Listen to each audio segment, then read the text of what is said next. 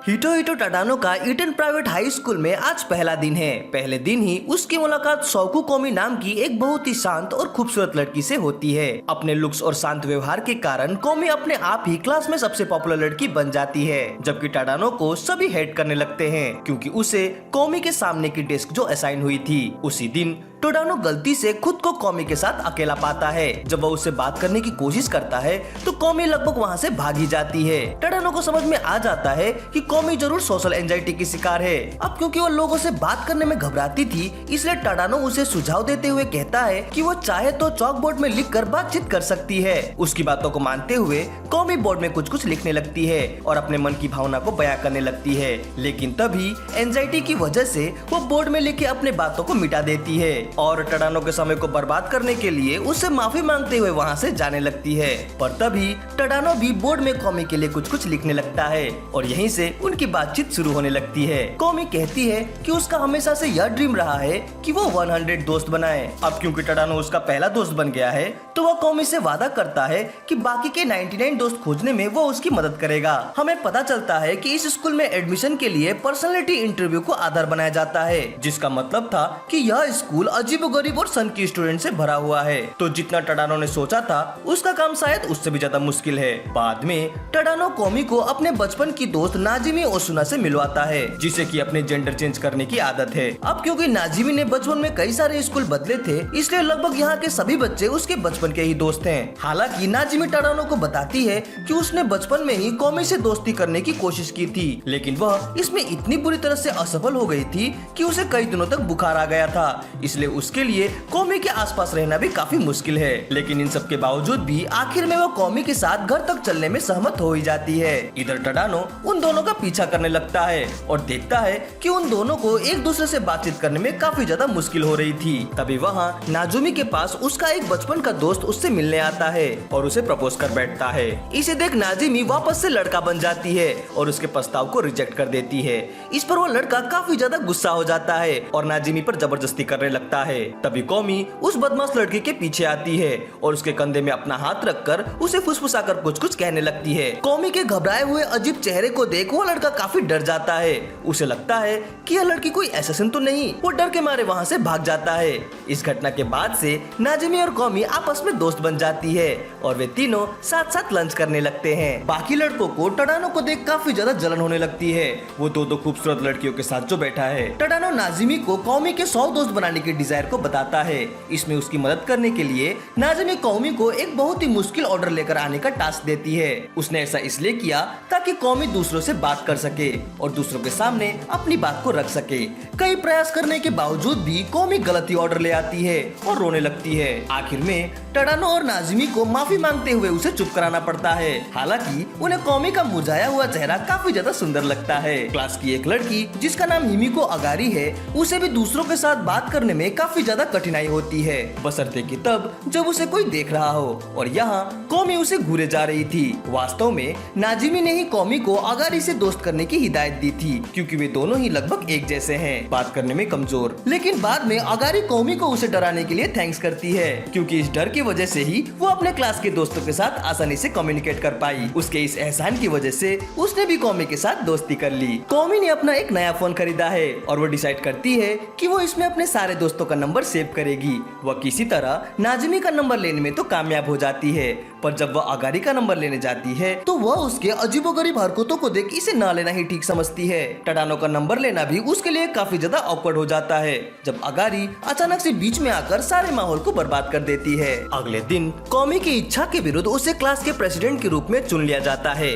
नाजिमी और टाडानो यह भाप लेते हैं कि कोमी को प्रेसिडेंट बनने का बिल्कुल भी मन नहीं है, जिसकी वजह से वे कोमी को क्लास की देवी के रूप में प्रेजेंट करते हैं और बताते हैं कि देवी कोई काम नहीं करती। फलस्वरूप टाडानो को क्लास के प्रेसिडेंट के रूप में चुन लिया जाता है और नाजिकी को वाइस प्रेसिडेंट के रूप में। शाम को कॉमी गलती से टडानो को कॉल कर देती है। जब टडानो लाइन पर होता है तो वह हड़बड़ाकर कॉल ऑफ कर देती है। फिर जब टडानो उसे बैक कॉल करता है तो कॉमी उसे माफी मांगते हुए कहती है कि कॉल गलती से लग गई थी। खैर दोनों के बीच बातचीत नहीं होती, पर दोनों ने पहली बार एक दूसरे को कॉल किया था, ये सोचकर ही वे काफी ज्यादा खुश होते हैं। अगले दिन क्लास के पॉपुलर स्टूडेंट्स द्वारा खेला जा रहा गेम कॉमी को काफी ज्यादा पसंद आता है। कॉमी भी इसे खेलना चाहती है। जब नाजुकी को यह पता चलता है तो वह कॉमी को वह गेम खेलने के लिए इनवाइट करती है। हालांकि सभी यही चाहते हैं कि कॉमी जीत जाए क्योंकि वो बहुत सुंदर जो थी। अब क्योंकि कॉमी का आखिरी ओपोनेंट टडानो ही बचा था तो वह गेम के आखिरी राउंड में जानबूझकर गलती कर बैठता है ताकि कॉमी जीत सके और उसे एम्बैरेस ना होना पड़े।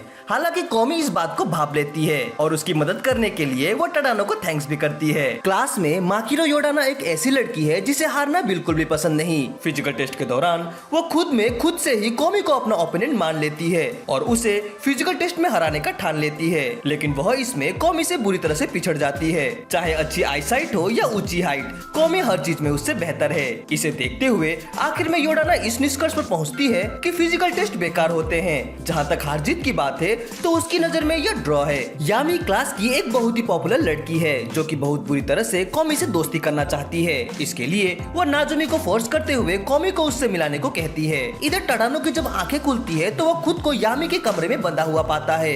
वास्तव में यामी ने ही उसे किडनैप कर लिया था ताकि वो कॉमी से दूर ही रहे। इधर नाजिमी यामी से पूछती है कि क्या वो और कॉमी उसके घर आ सकते हैं। इसे सुन यामी काफी ज्यादा खुश हो जाती है और जोश में आकर हाँ बोल देती है। जब वे यामी के घर जाते हैं तो उन्हें वहाँ टडानो एक अलमारी में बंधा हुआ पड़ा मिलता है। कारण पूछने पर यामी कहती है कि उसे लगता है कि कॉमी को टडानो से दूर ही रहना चाहिए, उसे टडानो से काफी बेहतर दोस्त मिल सकते हैं। इस पर कॉमी टडानो की साइड लेते हुए यामी के दोस्ती के प्रस्ताव को रिजेक्ट कर देती है। इसे देख यामी शॉक्ड हो जाती है। बाद में कॉमी टडाना पर हुए ऐसे बर्ताव पर उससे माफी मांगती है। उसे लगता है कि यह उसकी वजह से हुआ है। वह पहली बार टडानो से बोलते हुए कहती है कि क्या हम अब भी दोस्त बन सकते हैं। कॉमी की आवाज सुनकर टडानो बिल्कुल हड़बड़ा जाता है, पर फिर भी वह खुद को संभालते हुए कहता है कि जरूर हम हमेशा साथ रहेंगे। तभी नाजिमी यामी को अपने साथ लेकर आती है। उसे अपने बर्ताव पर पछतावा है। वह कॉमी से माफी मांगने लगती है, पर कॉमी द्वारा उससे लिखकर बात करने पर वह और भी ज्यादा सैड हो जाती है और खुद को हार्म पहुंचाने की कोशिश करने लगती है। पर तभी नाजिमी और टडाना उसे कॉमी के सोशल एंजाइटी के बारे में बताते हैं, जिसकी वजह से वो दूसरों से बात नहीं कर पाती। इसे सुन यामी आश्चर्यचकित हो जाती है, लेकिन उसे कॉमी का यह ना बोलता हुआ स्वरूप काफी ज्यादा सुंदर लगता है। वो वादा करती है कि वो उसके 100 दोस्त बनाने की ड्रीम को पूरा करने में उसकी मदद करेगी। थोड़ी देर सोचने के बाद यामी कॉमी को भी अपने दोस्त में शामिल कर लेती है। समर यूनिफॉर्म में कॉमी और भी ज्यादा अट्रैक्टिव लगती है। इधर योडाना स्पोर्ट्स के दौरान भी कॉमी को हराने का चैलेंज ले बैठती है, लेकिन फिर से खेलों में भी वो उससे पीछे रह जाती है। अंत में अपने दिल को बड़ा बनाते हुए वो कॉमी को बधाई देने के लिए अपना हाथ आगे बढ़ाती है, पर कॉमी काफी ज्यादा घबरा जाती है और अपना हाथ नहीं मिला पाती। योडाना को लगता है कि कॉमी ने उसके बड़प्पन की तौहीन की है, इसलिए अब तो वो उसकी और भी बड़ी दुश्मन बन जाती है। अगले दिन टडानो और नाजिमी कॉमी के घर जाते हैं। वहाँ उनकी मुलाकात कॉमी के मदर से होती है। वह लगभग कॉमी जितनी ही सुंदर थी, पर उसके स्वभाव के विपरीत वो काफी ज्यादा बोलती थी।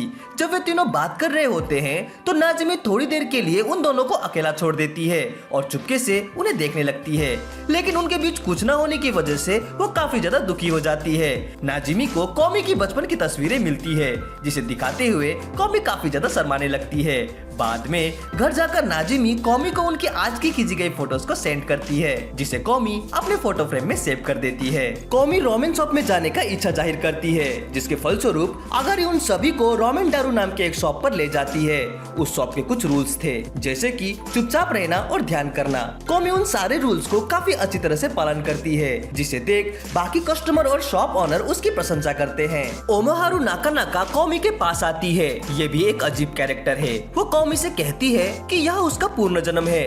पिछले जन्म में कॉमी प्रिंसेस कैमिला थी और वह उसकी दोस्त। उसकी अजीबोगरीब बातें सुनकर वे लोग चौंक जाते हैं, पर तभी टडानो को अपने बचपन के दिन याद आते हैं, जहाँ वो भी ऐसी ही हरकतें किया करता था। उसे महसूस होता है कि नाका नाका जरूर अकेलेपन की शिकार है।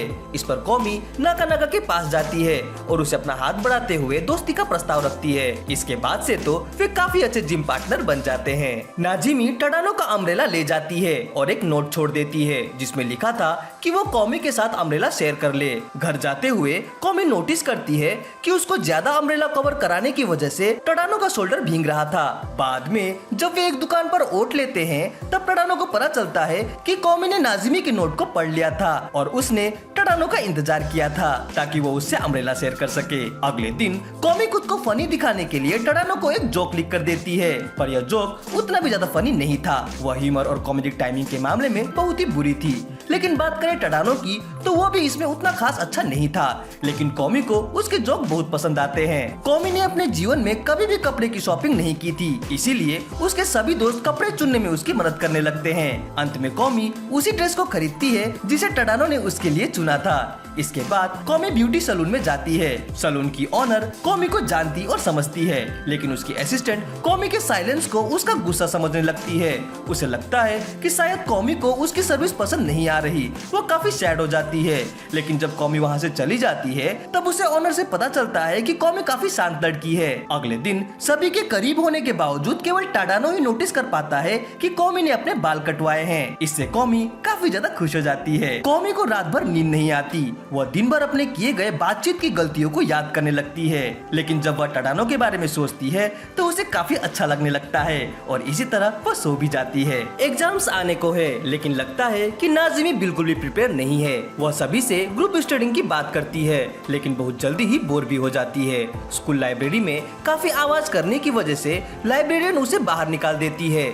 खैर ग्रुप स्टडी का जो भी हो, पर आखिर में वे सभी एग्जाम में पास हो जाते हैं। लेकिन उधर रिजल्ट को देखकर याडानो का दिल टूट जाता है, क्योंकि उसने हर सब्जेक्ट में कौमी से कम ही अंक लाए थे। समर हॉलिडे के दौरान कौमी और टडानो दोनों ही काफी अकेलापन महसूस करते हैं। वे दोनों ही एक दूसरे को कॉल करना चाहते हैं, पर हिचकिचाहट के कारण वे कॉल नहीं कर पाते। पर तभी सौभाग्य से नाजिमी उन दोनों को कॉल करती है और उन्हें पुल पर चलने के लिए इन्वाइट करती है। नर्वस होने के बावजूद कौमी किसी तरह टडानो द्वारा चुने गए कपड़े को पहनकर पूल में आती है। स्विम करने के लिए कौमी ने स्कूल के स्विम सूट को लाया था, पर यामी उसे फोर्सफुली बिकिनी खरीदवाती है। बिकिनी पहनकर जब कौमी पानी के लिए भाग रही होती है कि तभी उसका पाँव फिसल जाता है और वो नीचे गिर जाती है। उसके घुटने छिल जाते हैं। अब वो पानी में नहीं जा सकती। बेचारी उदास होकर बैठ जाती है, पर तभी टडानो उसे बेहतर महसूस कराने के लिए उसका हाथ पकड़कर धीरे से उसे खींचते हुए पूल के अंदर ले आता है। वह बस उतना ही अंदर लाता है जितने में उसका बैंडेज ना भीग सके, पर तभी उसे रियलाइज होता है कि उसने कौमी का हाथ पकड़ा है। वह काफी घबरा जाता है। काफी खेल मस्ती के बाद वे वापस घर चले आते हैं। अगले दिन कौमी लाइब्रेरी जाने का निश्चय करती है। उसके साथ उसके फादर भी हैं। उसके फादर को भी उसकी ही तरह कम्युनिकेट करने में दिक्कत होती थी। वे दोनों आइसक्रीम खाने के लिए जाते हैं। बाप और बेटी में ज्यादातर इशारों और संकेतों से ही बात होती है। बड़ी ही मुश्किल से वे कौमी की स्कूल लाइफ के बारे में बात कर पाते हैं। लाइब्रेरी में कौमी को अपनी पसंदीदा बुक तो मिल जाती है, पर वह उसे घर ले जाने के लिए बोलने में घबराने लगती है। अपने इस डर की वजह से वो बुक को यहीं पर बैठकर पढ़ने का निश्चय करती है। जब वह पास के एक बच्चे को देखती है तो वह बच्चा उसे देखकर काफी डर जाता है, लेकिन फिर वो उस बच्चे को इशारों से कंफर्टेबल बनाने की कोशिश करती है और सफल भी हो जाती है। उस लाइब्रेरी में टडानो भी आया हुआ था और वह दूर से ही कौमी को यह सब करते हुए निहार रहा था। उस पर ध्यान देने के चक्कर में टडानो बुक रिटर्न करना ही भूल जाता है। पार्क में कौमी अकेले ही खेल रही होती है। तभी वहाँ से गुजरता हुआ टडानो उसे देख लेता है और उसकी सुंदरता को निहारने लगता है। कौमी पर ज्यादा ध्यान देने के चक्कर में टडानो फिर से लाइब्रेरी में बुक रिटर्न करना भूल जाता है। कौमी और उसका परिवार अपने रिलेटिव्स के पास जाते हैं। पहले तो कौमी को अपने कजन से भी बात करने में काफी ज्यादा कठिनाई होती है, लेकिन धीरे धीरे वो कंफर्टेबल हो जाती है। बाद में कौमी की दादी उसे अपने पास बुलाती है और उसके बारे में पूछती है। बातों ही बातों में दादी पूछती है कि क्या वो किसी लड़के को पसंद करती है। इसे सुन कौमी घबराकर कांपने लगती है। उसकी घबराहट से दादी उसके मन की बात को भाप लेती है और जल्दी से उसके फोन को चेक करके टडानो का पता लगा ही लेती है। समर फेस्टिवल का दिन आता है। नाजिमी कौमी और टडानो को फेस्टिवल में बुलाती है। कौमी काफी टेंशन में है क्योंकि वह अपना नोटबुक लाना तो भूल ही गई। अब वह बात कैसे करेगी, लेकिन इस पर टडानो उसे रिलैक्स करवाता है और कहता है कि कोई बात नहीं, वह उसकी मदद करेगा। वे वहाँ कई सारे गेम खेलते हैं और कई प्राइज भी जीतते हैं। बाद में कौमी टूटे फूटे शब्दों में ही टडानो के लुक्स की तारीफ करती है। जब वे बाकी दोस्त का इंतजार कर रहे होते हैं उस वक्त कौमी जमीन पर कुछ कुछ लिखने लगती है। उसने टडानो के साथ आज काफी एंजॉय किया, लेकिन तभी इससे पहले कि टडानो उस लिखाई को देखता वो जल्दी से उसे इरेज कर देती है। कौमी, नाजिमी और यामी टडानो के घर जाते हैं, जहाँ वे टडानो की बहन हिरोमी से मिलते हैं। वहाँ वे आपस में समर की छुट्टियों में बिताए गए पलों को याद करने लगते हैं। तभी बातों ही बातों में वे देखते हैं कि कौमी तो रो रही है। उनके पूछने पर कौमी कहती है कि यह पहली बार है जब वह नहीं चाहती कि समर की छुट्टियां खत्म हो। समर वेकेशन के बाद सेमेस्टर शुरू हो जाते हैं। नोकू काइनिका गाँव में रहने वाली एक लड़की है। शहर का चाल चलन उसे नहीं पता, इसीलिए वह काफी घबराई सी रहती है। जब नाजिमी कौमी को सैंडविच ऑर्डर करने का टास्क देती है तो इसे से नोकू भी कौमी का पीछा करने लगती है। उसे यह सीखना है कि शहर की लड़कियां खाना ऑर्डर कैसे करती है। पता नहीं उसने इसमें क्या सीखा, पर कौमी इस बार भी गलत ऑर्डर ही लेकर आती है। एक दिन नाका कौमी को हैंगआउट के लिए अपने घर में बुलाती है, पर कौमी के अजीब रिएक्शन को देख नाका काफी नर्वस हो जाती है और वह जल्दी से नाजिमी को कॉल करके बुलाती है। नाजिमी अपने साथ टडानो को भी लेकर आती है और वे मिलकर काफी ज्यादा मजे करते हैं। छुट्टी के दिन में नाजिमी कौमी और टडानो को टिश्यू बिक्री करने में हेल्प मांगती है। पहले तो कौमी इसे बिक्री करने में काफी ज्यादा घबराती है, लेकिन किसी तरह जब वह एक औरत को टिश्यू बेच देती है उसके बाद तो उसमें अलग सा ही जोश दिखाई देता है। शाम होते होते वह सारे बॉक्स खाली कर देती है। एनुअल स्पोर्ट्स का दिन आता है। यहाँ कौमी की मुलाकात एक और लड़की चिका नेत्सुनो से होती है, जो कि एक सेकंड ईयर की स्टूडेंट है। स्पोर्ट्स में वो काफी अच्छी है। रिले रेस में कौमी और चिका एक दूसरे के ओपोनेंट होते हैं। तभी दौड़ते हुए कौमी फिसलकर गिर जाती है। भले ही उसे कुछ खरोच तो आती है, पर वो फिर भी उठकर दौड़ने लगती है और सेकंड प्लेस में रेस खत्म करती है। वैसे तो चिका फर्स्ट प्लेस में आती है, पर लोगों को कौमी की ही फिक्र है, कहीं उसे ज्यादा चोट तो नहीं लगी। लोगों के मन में कौमी के प्रति प्यार को देख चिका की आंखों में आंसू आ जाते हैं। कौमी को पहली बार जलन की अनुभूति होती है जब एक लड़की जिसका नाम ओनिमिने है वो टडानो की क्लास प्रेसिडेंशियल वर्क में हेल्प कर रही होती है। एक शाम जब ओनिमिने टडानो के काम में मदद कर रही होती है तभी कौमी वहाँ पर आती है और टडानो को हेल्प करने का ऑफर करती है, जिसे टडानो एक्सेप्ट कर लेता है। काम के दौरान ओनिमिने कौमी के मन में टडानो के प्रति प्यार को भाप लेती है और उन दोनों को अकेला छोड़कर वहाँ से चली जाती है। बाद में ओनिमिनो भी कौमी की दोस्त बन जाती है और कबाब में हड्डी बनने के लिए उससे माफी मांगती है। कौमी और उसके दोस्त मॉल में फोटो बूथ पर जाते हैं और वहाँ वे काफी ज्यादा मस्ती करने लगते हैं। आर्केड में टडानो को एक कैट की चेन दिखता है जिसे कि वो कौमी के लिए जीतना चाहता है। 3 दिन बाद वह इसे जीतकर कौमी को गिफ्ट करता है, पर कौमी के पास ऑलरेडी पहले से ही वैसी एक चेन थी। फिर वे एक दूसरे के चेन को एक्सचेंज करते हैं और घर आकर उसे देखते हुए झूमने लगते हैं। कल्चरल फेस्टिवल आने को है, पर कौमी के क्लास ने अभी तक यह डिसाइड नहीं किया है कि वे कल्चरल फेस्टिवल में क्या करेंगे। तभी कौमी चुपके से टडानो को अपने विचार प्रकट करती है। वह एक मैट कैफे खोलना चाहती है, पर क्लास के बाकी बच्चे उसकी बात को सुन लेते हैं और सभी एकजुटता के साथ उसके इस आइडिया को एग्री कर देते हैं। कायरे, जो कि कौमी की ही एक क्लासमेट है, उसे फेस्टिवल के लिए मटेरियल लाने का काम सौंपा जाता है।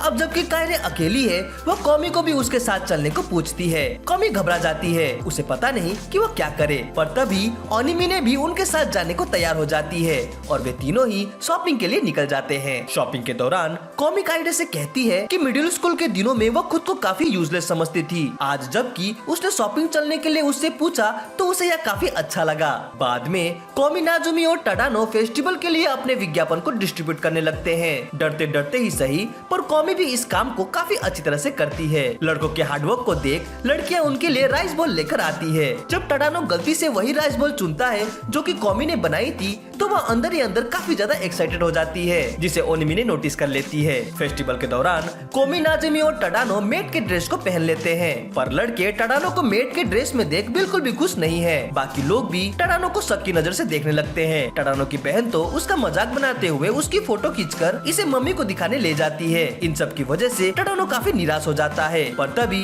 कौमी उसके पास आती है। टडानो पूछता है कि क्या वो अजीब लग रहा है। इस पर कौमी कहती है कि तुम बहुत ही सुंदर लग रहे हो और फिर वे दोनों काफी ऑकवर्ड फील करने लगते हैं। उधर नाजिमी लोगों को अपने तरफ आकर्षित करने के लिए गलत तरीकों का इस्तेमाल करने लगती है, पर उसकी तरकीबें पकड़ में आ जाती है और उसे पनिश किया जाता है। हालांकि वो छूट भी जाती है। इसी तरह वे अपने क्लास को प्रमोट करने के और भी कई तरीके अपनाने लगते हैं, पर नाजिमी अधिक देर तक उनके साथ नहीं रह पाती क्योंकि उसके मेडिटेशन क्लब के टीचर को उसकी जरूरत है।